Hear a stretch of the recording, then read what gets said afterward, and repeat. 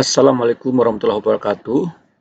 Materi kuliah Fisika Matematik 3 kita saat ini adalah teori probabilitas. Probabilitas muncul dalam banyak hal yang berhubungan dengan kejadian acak. Suatu peristiwa disebut acak jika hampir tidak mungkin untuk memprediksi dari keadaan awal. Misalnya, dalam mekanika statistik, kita berurusan dengan sistem yang mengandung sejumlah besar partikel. Tapi pengetahuan kita biasanya terbatas pada beberapa kuantitas rata-rata atau makroskopik seperti energi total, volume, tekanan, atau temperatur. Menariknya, nilai variabel makroskopik ini konsisten dengan sejumlah besar konfigurasi mikroskopis yang berbeda dari sistem. Oleh karena itu, kita dicegah atau tidak perlu untuk memprediksi perilaku atom atau molekul secara individu. Seringkali, sifat rata-rata dari banyak peristiwa serupa dapat diprediksi, seperti dalam teori kuantum. Teori probabilitas memiliki banyak aplikasi dalam ilmu fisika. Dalam mekanika kuantum, persamaan Schrödinger dapat dinyatakan dalam probabilitas. Probabilitas diperlukan setiap kali kita berurusan dengan sejumlah besar partikel atau variabel, seperti dalam teori kinetik dan mekanika statistik. Statistik adalah bagian dari teori probabilitas yang berhubungan dengan interpretasi kumpulan data. Kita akan membahas beberapa ide dasar probabilitas dan statistik yang paling berguna dalam aplikasi. Misalkan, Anda dan saya masing-masing melemparkan koin. Pertanyaannya adalah, berapa peluang kedua koin menunjukkan kepala? Misalkan Anda melihat bahwa koin Anda menunjukkan ekor, maka Anda mengatakan bahwa probabilitas kedua koin adalah kepala adalah 0. Karena Anda tahu bahwa koin Anda adalah ekor. Di sisi lain, misalkan saya melihat bahwa koin saya adalah kepala, maka saya mengatakan bahwa probabilitas kedua kepala adalah setengah. Karena saya tidak tahu apakah koin Anda menunjukkan kepala atau ekor. Jadi saya sudah tahu bahwa koin saya adalah kepala, ada kemungkinan koin Anda kepala, tapi ada pula kemungkinan koin Anda ekor. Sekarang anggaplah tidak satu pun dari kita melihat salah satu koin, tetapi orang ketiga melihat kedua koin dan memberi kita informasi bahwa setidaknya satu adalah kepala. Tanpa informasi ini, ada 4 kemungkinan, yaitu HH, TT, TH, dan HT. H kepala, T itu ekor. Untuk masing-masing dari 4 kemungkinan ini, kita akan meletakkan probabilitasnya 1/4. Seterusnya, informasi setidaknya satu kepala menyampingkan TT. Tapi tidak ada informasi baru tentang ketiga kasus ini. Artinya, tidak ada tambahan informasi selain 4 kemungkinan tadi. Tapi karena TT sudah kita kesampingkan atau kita abaikan, karena kita ingin informasi setidaknya satu kepala, maka hanya ada 3 kemungkinan, yaitu HH, TH, dan HT. 3 kemungkinan inilah yang setidaknya memuat satu kepala. Maka, berdasarkan bahwa setidaknya adalah satu kepala, maka kemungkinan keduanya kepala adalah menjadi 1/3. Jika ada beberapa hasil percobaan yang kemungkinan sama, saling eksklusif, dan lengkap secara kolektif, peluang kejadian XI adalah PXI jumlah berapa kali XI muncul bagi dengan jumlah total percobaan. Kita ambil contoh pertama, tentukan peluang terambilnya satu kartu dari tumpukan kartu yang kocok akan menjadi diamond atau raja, atau keduanya. Maka ada 52 kemungkinan hasil yang berbeda dari gambar tersebut. Karena kartu dikocok, kita menganggap semua kartu memiliki kemungkinan yang sama. Dari 52 kartu, ada 16 kejadian yang paling mungkin, 13 berlian, dan 3 raja lainnya. Oleh karena itu, probabilitas yang diinginkan adalah 16/52. Sama dengan 4/13, berdasarkan 16 kejadian yang mungkin. Contoh 2. Angka 3 digit yaitu angka 100 sampai 999 dipilih secara acak. Secara acak berarti kita mengasumsikan semua angka memiliki peluang sama untuk dipilih. Berapa peluang bahwa ketiga angka tersebut sama? Ada 900 angka 3 digit. 9 dari mereka yaitu 111, 222, 999 memiliki ketiga angka tersebut sama. Maka peluang yang diinginkan adalah 9/900. Sama dengan 1/100. Sekarang kita masuk pada ruang sampel. Seringkali lebih mudah untuk membuat daftar hasil yang mungkin dari sebuah kejadian. Himpunan semua kemungkinan hasil yang saling eksklusif disebut ruang sampel. Setiap hasil individu disebut titik ruang sampel. Ada banyak ruang sampel yang berbeda untuk setiap masalah yang diberikan.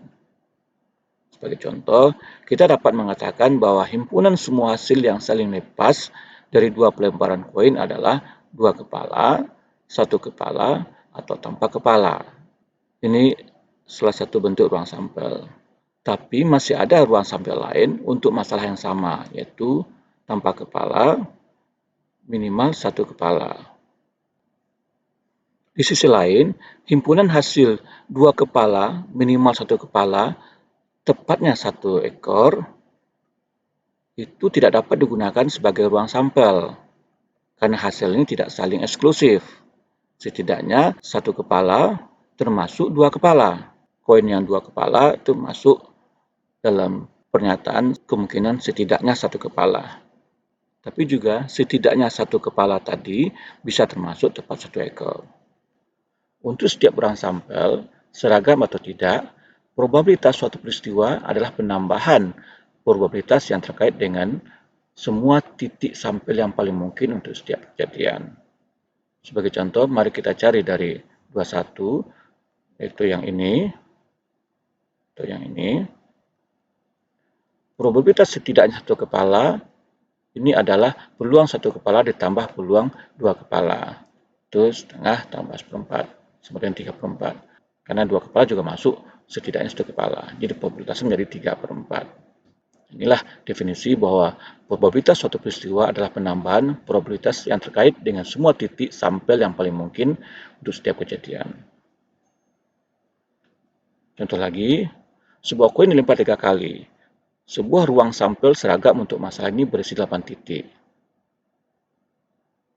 Untuk koin yang dilempar 3 kali ada ruang sampel seperti ini, yaitu HHH, HTH, TTT, THT, HHT, THH, TTH, dan HTT.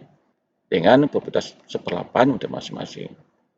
Sekarang, mari kita gunakan ruang sampel ini untuk menjawab beberapa pertanyaan. Berapa peluang munculnya paling sedikit 2 ekor berturut-turut? Nah, kita lihat 2 ekor berturut-turut, ini 1, dan ini 1. Berarti ada 3 dibanding 8. Artinya probabilitasnya ada 3/8. Berapa peluang bahwa dua koin berurutan jatuh sama?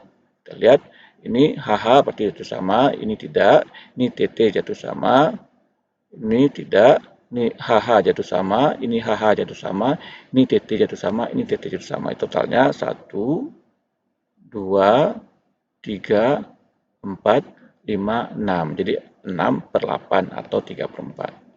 Jika kita tahu bahwa setidaknya ada satu ekor, berapa peluang untuk semua ekor? Karena yang diinginkan adalah peluang untuk semua ekor dengan catatan setidaknya ada satu ekor. Maka yang ini kita abaikan, karena ini tidak mengandung ekor sama sekali. Jadi tinggal titik sampelnya ada 7 dari ruang sampel yang ada. Jadi HH sekarang sampingkan. Kita memiliki ruang sampel baru yang terdiri dari 7 titik. Karena informasi baru ini setidaknya satu ekor memberitahu kita tidak ada yang baru tentang 7 hasil ini. Karena hanya membuang HH. Jadi ini tetap, kemungkinan ini tetap, tidak ada yang baru, tidak ada formulasi baru yang terbentuk dengan membuang kepala, maka kita menganggapnya sama kemungkinannya untuk semua titik sampel, masing-masing dengan probabilitas 1/7. Jadi, probabilitas semua ekor ketika semua kepala disampingkan adalah 1/7. Sekarang kita masuk pada teorema probabilitas. Misalkan, ada dua kejadian berurutan A dan B. maka PA adalah peluang terjadinya A, PAB adalah peluang terjadinya A dan B.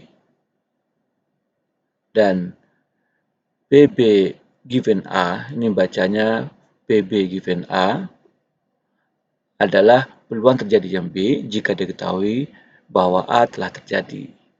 Sehingga PAB sama dengan PA dikali PB given A.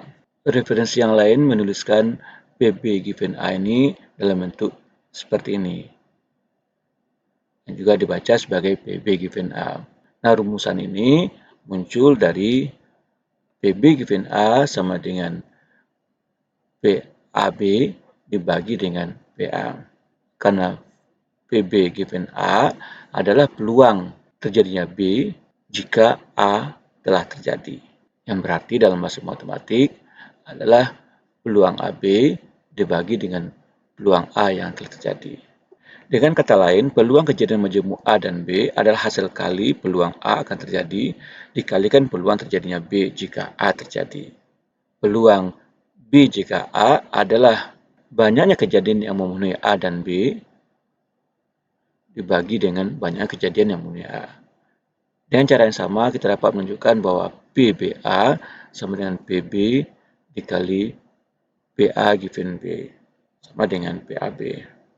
Atau seperti ini. Dan apabila A dan B independen atau saling bebas, maka PAB akan sama dengan PA dikali PB. Sekarang kita lihat definisi kejadian saling bebas.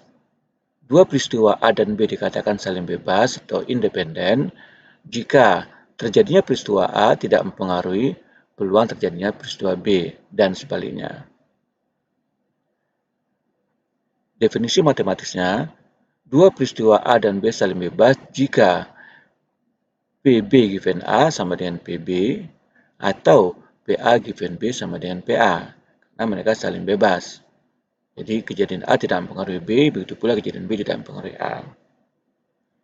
Yang secara ekivalen dapat tulis PA irisan B sama dengan PA dikali PB. Contoh, misalkan kita melempar uang, peristiwa A, contohnya muncul gambar, dan melempar dadu, peristiwa B, muncul angka 6. Peluang muncul gambar adalah PA sama dengan setengah, karena uang memiliki dua sisi. Sementara peluang muncul angka 6 adalah PB sama dengan 1/6, karena dadu memiliki 6 sisi. Apakah hasil lemparan uang mempengaruhi hasil lemparan dadu? Jelas tidak. Maka A dan B saling bebas. Atau peluang A irisan B sama dengan setengah dikali 1/6 sama dengan 1/12. Untuk membuktikan bahwa PBA sama dengan PAB, kita dapat menggunakan fakta dasar dari teori himpunan dalam ruang sampel probabilitas. Dalam teori peluang, AB dan BA adalah notasi untuk irisan dua himpunan, yaitu AB sama dengan A irisan B dan BA adalah B irisan A. Karena irisan himpunan bersifat komutatif, maka A irisan B sama dengan B irisan A. Artinya AB sama dengan BA. Oleh karena itu, menggunakan konsep himpunan ini, kita dapat buktikan bahwa peluang AB sama dengan peluang BA atau PAB sama dengan PBA. Sekarang kita lihat definisi peluang untuk kejadian saling bebas. Dua kejadian A dan B dikatakan saling bebas jika B given A sama dengan PB atau setara dengan PA given B sama dengan PA. Artinya terjadi satu kejadian tidak mempengaruhi peluang terjadi kejadian yang lain. Jika A dan B bebas, dari definisi peluang kondisional, PB given A sama dengan PAB per PA dengan syarat PA besar dari 0. Jika A dan B bebas, maka PB given A sama juga dengan PB. Sekarang substitusikan kondisi ini ke persamaan yang atas ini, maka PBA itu sama dengan PB. Artinya PB sama dengan PAB dibagi dengan PA sesuai dengan persamaan ini. Dengan mengganti PB given A sama dengan PB. Jadi PB sama dengan PAB dibagi dengan PA. Berarti dengan mengalihkan silang ke sini, kita dapatkan PAB sama dengan PA dikali PB. Jadi PAB sama dengan PA dikali PB jika dan hanya jika A dan B saling bebas.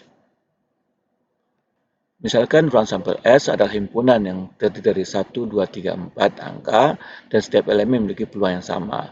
Maka peluang setiap elemen adalah seperempat. Definisikan dua peristiwa. Peristiwa A adalah himpunan 1, 2. Peluang A adalah 2 per 4 sama dengan 1/2. Nah, 2 dari 4. Peristiwa B adalah himpunan 2, 3. Maka peluang B adalah 2 per 4 juga, sama dengan setengah.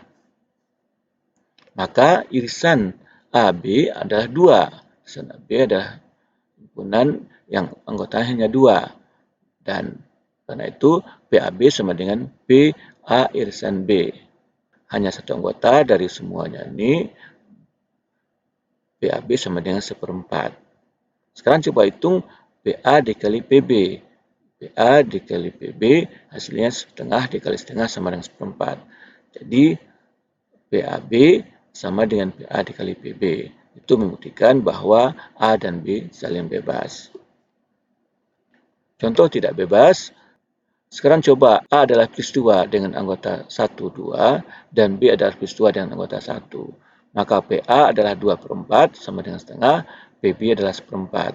Irisan A dan B adalah 1. Irisannya adalah 1, maka PAB adalah 1/4.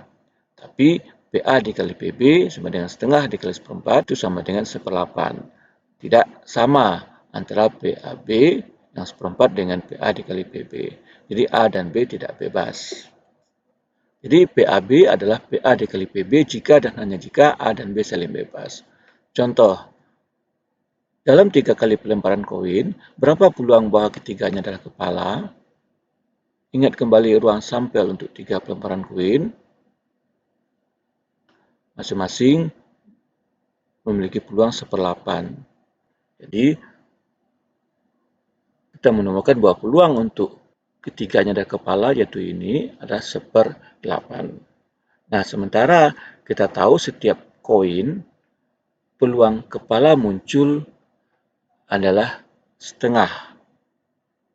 Maka karena pelemparan koin 1, koin 2, dan koin 3 tidak saling mempengaruhi satu sama lain, sementara masing-masing mempunyai peluang kepala adalah setengah, maka untuk ketiganya berlaku perkalian peluang masing-masing, yaitu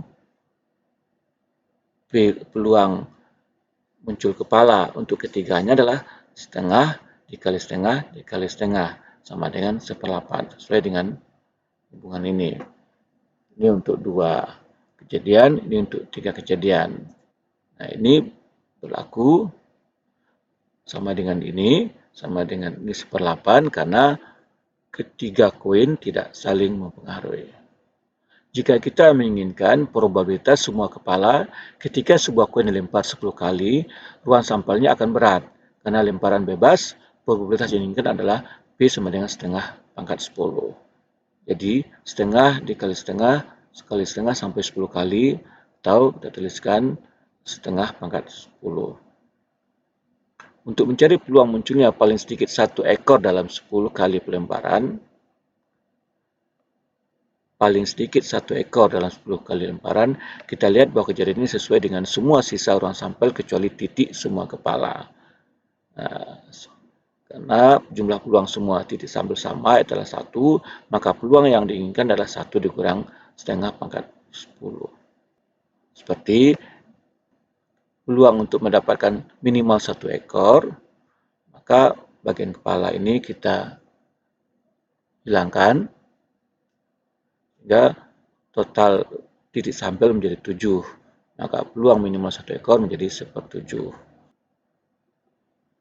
Definisi peluang untuk kejadian saling lepas.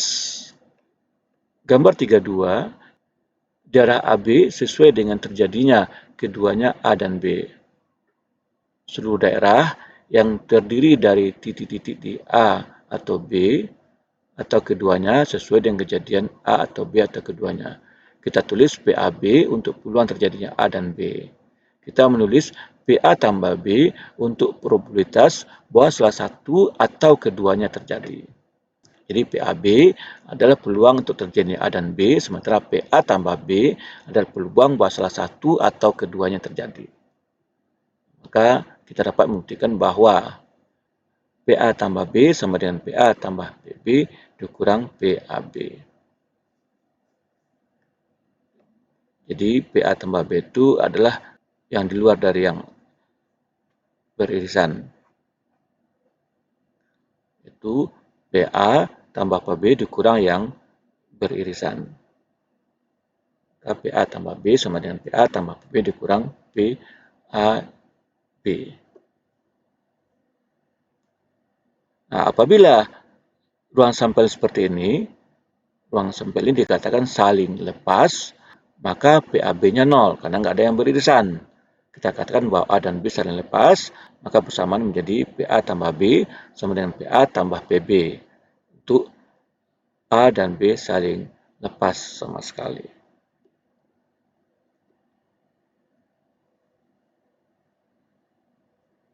Contoh, dua mahasiswa sedang mengerjakan soal yang sama secara terpisah.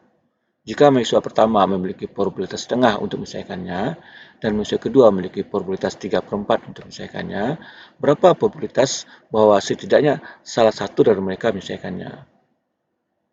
Misalkan A kejadian mahasiswa pertama berhasil, dan B kejadian mahasiswa kedua berhasil. PAB sama dengan setengah dikali 3/4 sama dengan 38. Karena menganggap bahwa A dan B saling bebas, karena siswa bekerja secara terpisah. Maka dengan persamaan 36 itu mencari peluang salah satu atau kedua bisa menyelesaikan soal adalah PA tambah B sama dengan PA tambah PB dikurang PAB dengan 7/8. Bahasan kita selanjutnya adalah tentang konsep menghitung. Mari kita tanyakan berapa banyak angka 2 digit yang memiliki 5 atau 7 untuk digit puluhan dan 3, 4 atau 6 untuk digit satuan. Jawabannya, kita susun angka-angka yang mungkin dalam persegi panjang.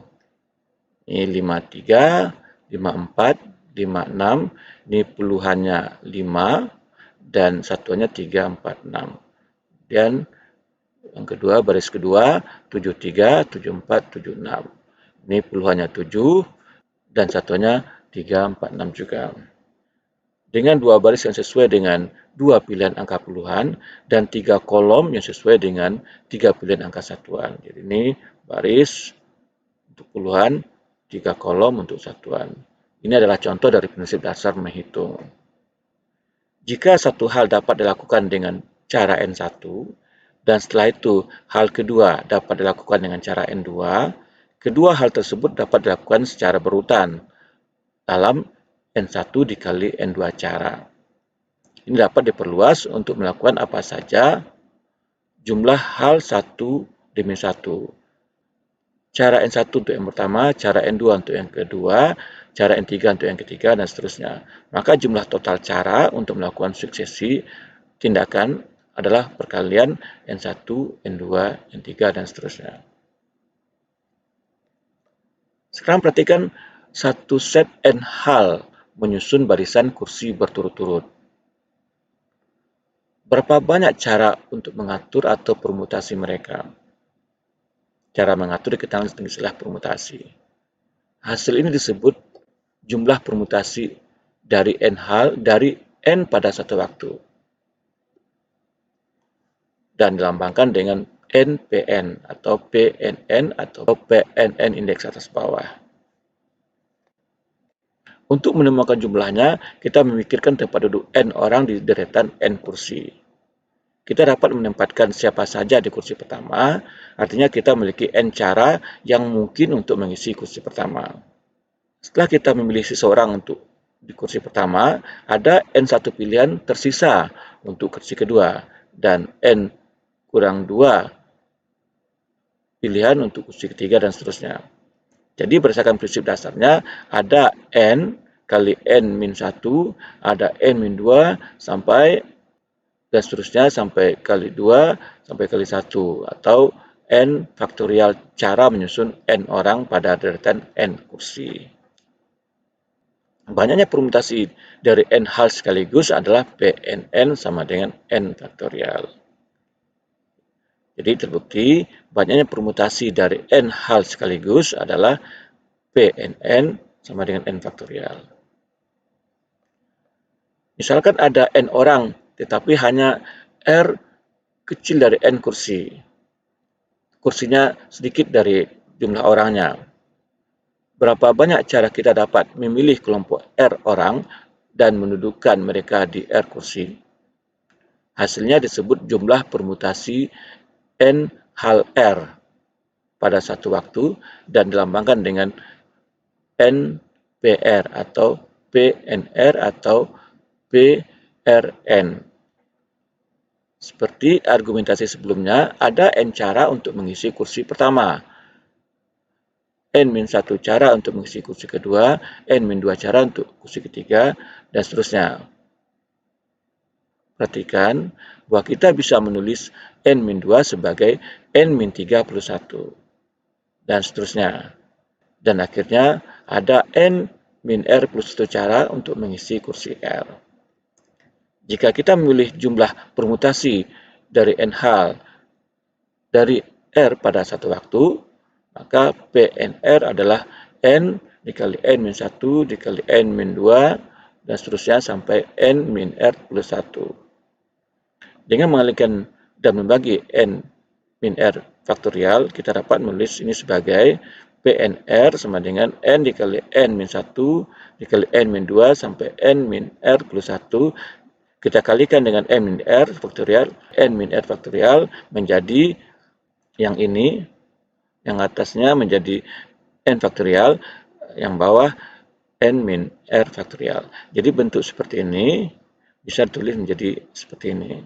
Kita dapat melakukan perhitungan ini dengan terlebih dahulu memilih R orang dari total N dan kemudian mengatur R orang di R kursi. Pemilihan R orang dapat dilakukan dengan cara kombinasi CNR. Ini adalah bilangan yang kita coba cari. Dan setelah R orang dipilih, mereka dapat diatur dalam R kursi dengan cara PRR oleh persamaan 42. Yang ini. Ya, setelah R orang dipilih, maka R orang itu dapat diatur untuk didudukkan dalam R kursi. Jadi kita memilih dulu R orang dari N orang yang ada, dan setelah itu R orang yang dipilih tadi dapat didudukkan pada R kursi dengan cara PRR. Berdasarkan prinsip dasarnya, banyak cara PNR memilih dan mendudukkan R orang dari N adalah hasil kali CNR dikali PRR. Jadi kita punya PNR sama dengan CNR dikali PRR. Ini adalah peluang menempatkan N orang pada R kursi sama dengan memilih kombinasi N orang sebanyak R kursi dikali dengan peluang menempatkan R orang di R kursi. Jadi ini adalah peluang menempatkan N orang di R kursi yang sama dengan kombinasi memilih N orang dari R kursi dikali menempatkan R orang yang sudah dipilih dalam R kursi. Nah, kita dapat memecahkan persamaan ini untuk menemukan nilai CNR yang kita inginkan dengan mensubstitusi PNR dan PRR dari persamaan 43 dan 42 menjadi 44. Dan menyelesaikan CNR. Di persamaan 43-nya ini, PNR-nya, persamaan 42-nya adalah ini, dengan N sekarang ada R, maka PRR sama dengan R faktorial, maka CNR kita dapat dengan membagi ini dengan ini. Jadi CNR sama dengan PNR per PRR, sama dengan N faktorial, dibagi N min R faktorial dikali R faktorial. Yang ini adalah PNR dan yang seper R faktorialnya adalah PRR. Dan CNR biasa tulis bentuk seperti ini, NR. Setiap kali kita memilih R orang untuk duduk, berarti kita meninggalkan N dikurang R orang tanpa kursi. Maka pada waktu yang sama, jumlah kombinasi N hal dari N dikurang R persis sama dengan N hal dari R. Sehingga dapat kita tulis kombinasi C, N, N kurang R sama dengan CNR yang sama dengan N faktorial per N dikurang R faktorial dikali R faktorial. Sekarang kita ambil sebuah contoh. Sebuah klub terdiri dari 50 anggota. Berapa cara pemilihan ketua, wakil ketua, sekretaris, dan bendahara? Itu pertanyaan pertama. Pertanyaan kedua, berapa cara panitia yang terdiri dari 4 orang dapat dipilih? Itu soal pertama. Dalam pemilihan pejabat, kita tidak hanya harus memilih 4 orang, tetapi memutuskan yang mana presiden dan seterusnya, atau yang mana ketua dan seterusnya. Kita dapat memikirkan tempat duduk 4 orang di kursi berlabel presiden, wakil presiden, dan lainnya, atau pada kasus ini berlabel ketua, wakil ketua, dan seterusnya. Jadi, banyak cara memilih pejabat adalah P50,4. Di sini urutan penting. Nah, di sini urutan penting itu 50 faktorial per 50 kurang 4 faktorial atau 50 faktorial per 46 faktorial. Hasilnya adalah 50 kali 49 kali 48 kali 47. Ini pemilihan pejabat harus berurutan mulai dari ketua, wakil ketua, dan seterusnya. Atau dari presiden, wakil presiden, dan seterusnya. Tapi untuk pemilihan anggota panitia, semuanya setara. Kita mengabaikan kemungkinan salah satunya menjadi ketua. Jadi banyak cara pemilihan panitia terdiri dari 4 orang adalah kombinasi jatuhnya, karena tidak mengharuskan adanya urutan. Dia menjadi kombinasi, bukan lagi permutasi. Jadi C 50,4 yaitu 50 faktorial per 46 faktorial kali 4 faktorial. Hasilnya 50 kali 49 kali 48 kali 47 per 24. Berikut contoh sederhana untuk membedakan permutasi dan kombinasi dalam konteks mendudukkan 5 orang pada 3 kursi. Konteks masalah, terdapat 5 orang A, B, C, D, E, tersedia 3 kursi yang disusun ulang secara berurutan, misalnya dari kiri ke kanan, kursi 1, kursi 2, kursi 3. Permutasi, urutan terpenting. Pertanyaannya, berapa cara mendudukkan 3 dari 5 orang di 3 kursi berurutan? Misalnya A di kursi 1, B di kursi 2, C di kursi 3. Dianggap berbeda dengan B di kursi 1, A di kursi 2, dan C di kursi 3. Jadi kombinasi ini dianggap berbeda dengan ini. Maka ini adalah faktor permutasi. Maka cara untuk mendudukkan 3 dari 5 orang adalah dengan permutasi P53 sama dengan 5 faktorial per 5 dikurang 3 faktorial sama dengan 60. Jadi ada 60 cara berbeda jika urutan duduk diperhatikan. Nah, bagaimana dengan kombinasi? Kombinasi urutan tidak penting. Pertanyaannya, berapa cara memilih 3 dari 5 orang untuk duduk tanpa memperhatikan urutan kursi? Misalnya A, B, C duduk urutan manapun dianggap sama dengan C, B, A. Maka cara memilihnya berdasarkan prinsip kombinasi, yaitu C53 sama dengan 5 faktorial per 3 faktorial dikali 5 dikurang 3 faktorial. Hasilnya adalah 10. Jadi ada 10 cara berbeda jika urutan tidak perhatikan. Ringkasannya, untuk permutasi urutan penting, pertanyaan, 3 orang dari 5 duduk di kursi berurutan. Kita dapatkan 60 cara, sementara kombinasi urutan tidak penting, maka pertanyaan 3 orang dari 5 dipilih saja tanpa urutan. Kita dapatkan jawabannya 10 cara. Nah, sekarang kita bahas statistik dalam fisika. Dalam fisika, ada 3 jenis utama statistik partikel yang berlaku untuk sistem kuantum dan klasik, ditentukan oleh sifat partikel dan aturan simetri. Pertama, Maxwell-Boltzmann. Untuk partikelnya adalah klasik, misalnya atom besar, partikel debu, dan lain-lain. Dapat dibedakan? Ya. Batas jumlah perkeadaan tidak ada batas. Contoh fisik, gas ideal klasik, termodinamika klasik. Bose-Einstein atau Be, partikelnya adalah boson, spinnya bulat, yaitu 0, 1, 2, dan seterusnya. Dapat dibedakan? Tidak. Batas jumlah perkeadaan tidak terbatas. Contoh fisik, foton, fonon, atom helium 4, dan seterusnya. Statistik Fermi-Dirac atau FD, partikel fermion, spin setengah bulat, itu setengah, 32, dan seterusnya. Dapat dibedakan? Tidak. Batas jumlah perkeadaan maksimal 1 perkeadaan. Contoh fisik, elektron, proton, neutron. Nah, statistik Maxwell-Boltzmann berlaku untuk partikel yang dapat dibedakan. Setiap partikel dianggap unik. Contoh untuk fisika klasik tidak mempertimbangkan prinsip eksklusi atau simetri fungsi gelombang. Statistik Bose-Einstein berlaku untuk boson, partikel yang spin bulat. Fungsi gelombang bersifat simetris terhadap pertukaran partikel. Banyak partikel bisa berada pada keadaan kontinu yang sama, menyebabkan fenomena seperti kondensasi Bose-Einstein. Kemudian statistik Fermi-Dirac berlaku untuk fermion, partikel untuk spin setengah bulat. Itu setengah, 32, dan seterusnya. Fungsi gelombang bersifat antisimetris terhadap pertukaran partikel. Prinsip Pauli, tidak boleh ada dua fermion dalam keadaan kuantum yang sama. Penting untuk struktur atom, konduktivitas logam, bintang, KT putih, dan sebagainya. Statistik dan hubungannya dengan permutasi atau kombinasi. Pertama, Maxwell-Boltzmann itu terkait dengan permutasi. Partikel dianggap dapat dibedakan setiap bola unik, misalnya A, B, C. Setiap penempatan bola ke kotak berbeda dianggap memiliki konfigurasi berbeda, bahkan jika distribusi jumlahnya sama. Ini jelas menghitung permutasi dengan pengulangan, karena kita memperhatikan siapa di mana. Contoh, A di 1, B di 2, C di 3 tidak sama dengan B di 1, A di 2, C di 3. Dua konfigurasi ini berbeda.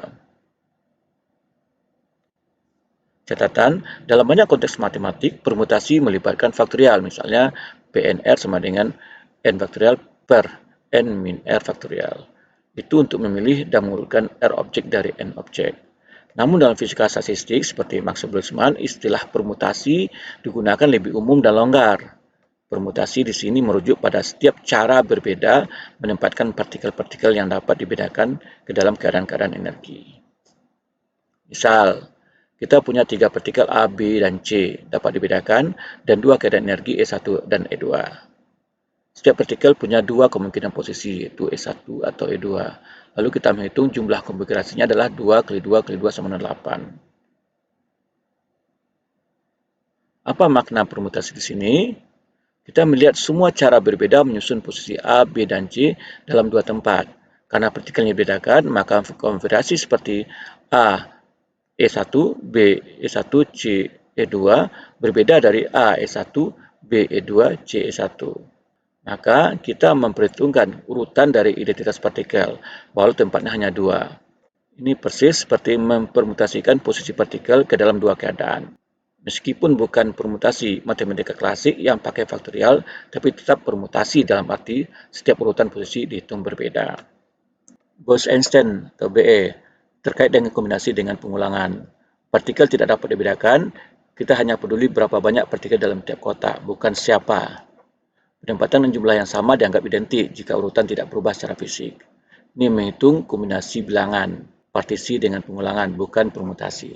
Contoh, 1 di kotak 1, 2 di kotak 2 sama dengan 2 di kotak 2, 1 di kotak 1. Yang ketiga, Fermi-Dirac atau FD terkait dengan kombinasi tanpa pengulangan, partikel tidak dapat dibedakan dan maksimal 1 per keadaan. Maka kita hanya bisa memilih kumpulan kotak mana saja yang terisi oleh partikel. Ini adalah kombinasi sederhana tanpa pengulangan dari kotak keadaan. Contoh memilih 3 dari 5 keadaan kuantum, yaitu kombinasi 5-3. Kesimpulannya, statistik Maxwell-Boltzmann, partikel dapat dibedakan, ini merupakan permutasi dengan pengulangan, urutan penting. Bose-Einstein tidak dapat dibedakan partikelnya, kombinasi dengan pengulangan, urutan tidak penting. Fermi-Dirac tidak dapat dibedakan, kombinasi tanpa pengulangan, urutan tidak penting dan dibatasi. Kita akan coba sebuah contoh tentang analisis ketiga statistik untuk penempatan atau distribusi 3 bola dalam 2 kotak, alias 2 keadaan kuantum. Distribusi 3 bola ke dalam 2 kotak tergantung pada jenis statistik yang dipatuhi oleh bola-bola tersebut. Misalnya, pertama, statistik Maxwell-Boltzmann atau bola-bola tersebut memenuhi atau mematuhi statistik Maxwell-Boltzmann. Ciri-ciri untuk Maxwell-Boltzmann adalah partikel atau bola tersebut dapat dibedakan dan tidak ada batasan jumlah partikel per kotak atau tidak ada batasan jumlah bola per kotak. Pendekatannya, kita anggap ketiga bola dapat dibedakan. Misalnya, bola tersebut bisa dinyatakan sebagai bola A, B, dan C. Setiap bola bisa masuk ke dalam salah satu dari 2 kotak, misalnya kotak 1 atau kotak 2. Jadi kotaknya kita labelkan dengan 1 dan 2, bolanya kita labelkan dengan A, B, dan C. Jadi untuk setiap bola ada dua pilihan. Maka total konfigurasinya adalah 2/3 sama dengan 8. Daftar konfigurasinya adalah seperti ini. Yang pertama, bola A bisa menempati kotak pertama, bola B juga kotak pertama, bola C juga kotak pertama. Konfigurasi kedua, bola A di kotak pertama, bola B di kotak pertama, dan bola C di kotak kedua. Demikian seterusnya sampai terakhir bola A di kotak kedua, bola B di kotak kedua, dan bola C juga di kotak kedua. Jadi yang ini semuanya di kotak kedua, sementara yang pertama semuanya di kotak pertama. Rumus 2/3 itu muncul dari jumlah cara memilih posisi untuk A dikali untuk B dan dikali untuk C. Itu 2 kali 2 kali 2. Karena masing-masing bola memiliki dua pilihan kotak. Karena A, B, dan C adalah unik, maka setiap penempatan adalah konfigurasi yang berbeda. Ini adalah permutasi posisi partikel ke dua keadaan. Setiap bola bisa masuk ke salah satu dari dua kotak, misalnya kotak 1 atau kotak 2. Jadi untuk setiap bola ada dua pilihan. Jadi inilah dasarnya kenapa muncul perkalian 2 kali 2 kali 2 atau 2/3. Semua konfigurasi dianggap berbeda karena bola dibedakan. Semua konfigurasi ini dianggap berbeda karena bola itu terbedakan. Yang kedua, statistik Bose-Einstein atau BE. Ciri-ciri partikel tidak dapat dibedakan. Kemudian, boleh lebih dari satu partikel di satu kotak. Tujuan kita menghitung jumlah cara menempatkan 3 bola tak dapat dibedakan ke dalam 2 kotak.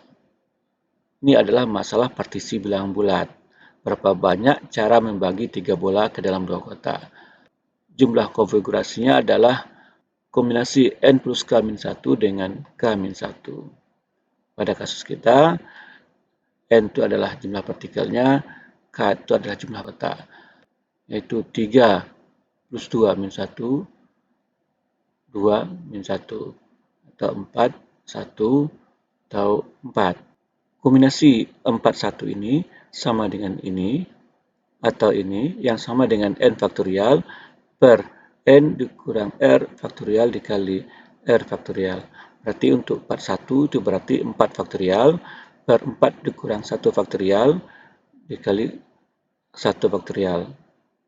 Atau itu berarti 4 faktorial per 3 faktorial dikali 1 faktorial. Yang hasilnya adalah 4. Daftar konfigurasi jumlah bola per kotak. Ini jumlah bola per kotak.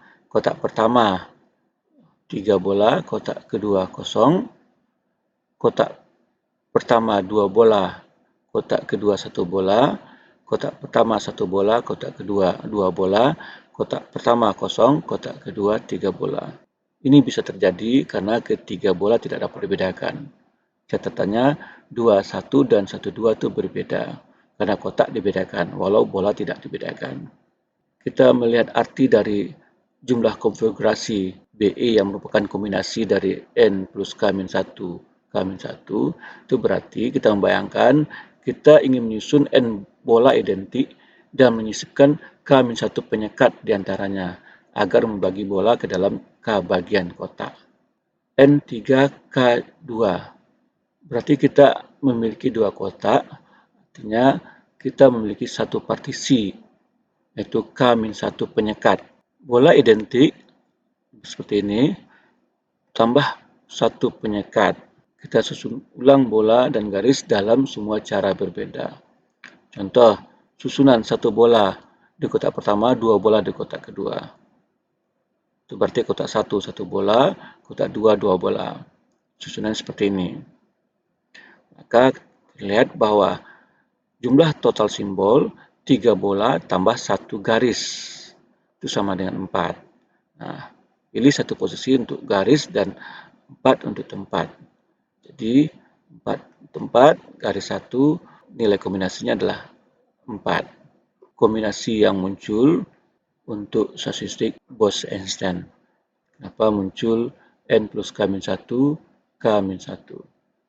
Nah, terlihat untuk semua konfigurasi yang mungkin, ini 30, 211203. Yang ketiga, statistik Fermi-Dirac atau FD.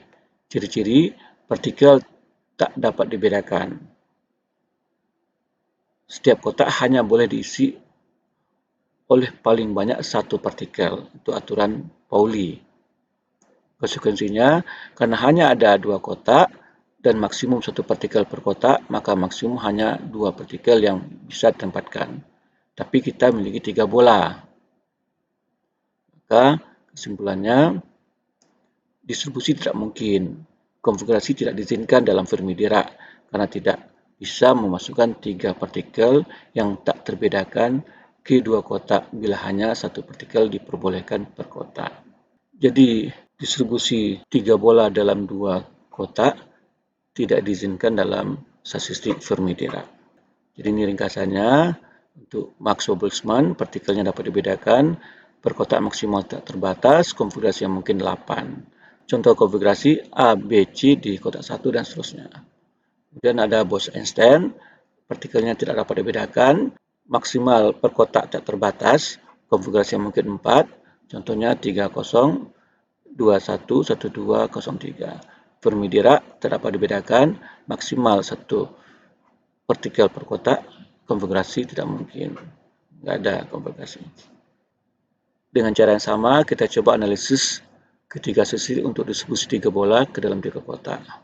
Untuk statistik Maxwell-Boltzmann, tentu 3/3, itu 27 totalnya. Nah, dalam statistik Bose-Einstein membagi tiga bola ke dalam tiga kotak itu memenuhi kombinasi ini. N plus K-1, K-1 dengan N jumlah bola dan K jumlah kotak. Maka hasilnya adalah 3 plus 3-1, 3-1. Atau kombinasi 52 sama dengan 10. Jumlah konfigurasinya adalah 10.